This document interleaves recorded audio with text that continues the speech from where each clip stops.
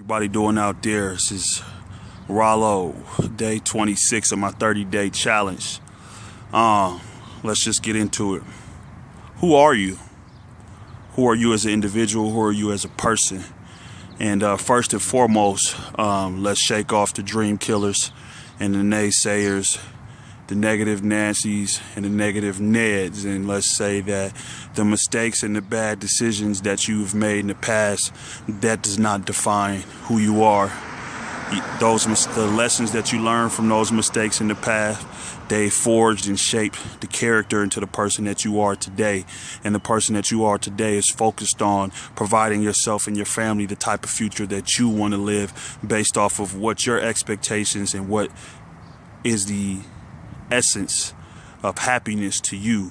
And the essence of happiness to you can only be defined by yourself. It cannot be defined by outside sources, parents, friends, aunts, uncles, cousins, etc.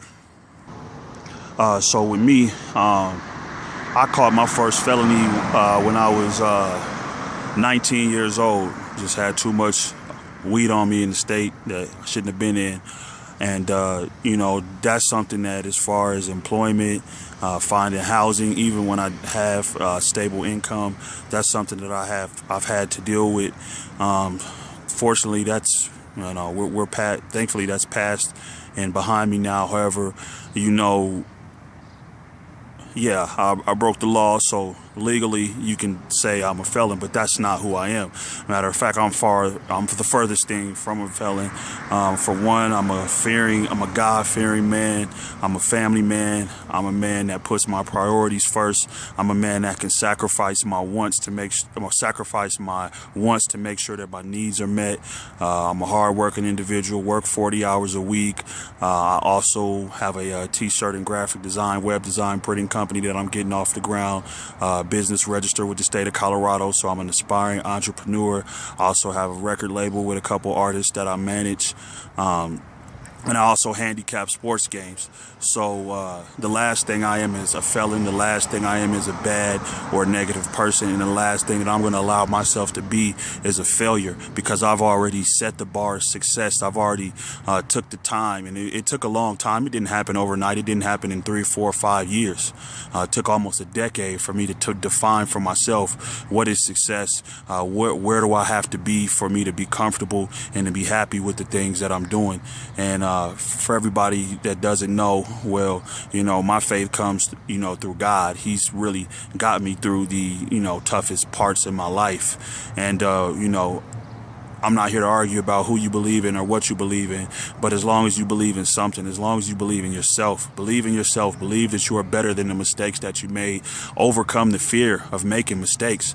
Okay, when you truly learn from your lessons, there's some things that you're still going to do. However, since you don't allow those negative outcomes and consequences to consume your thought process and overtake your body, your mind, and your soul, now you've elevated yourself to the point to where you are past those stages in your life where you let mistakes and bad choices consume you.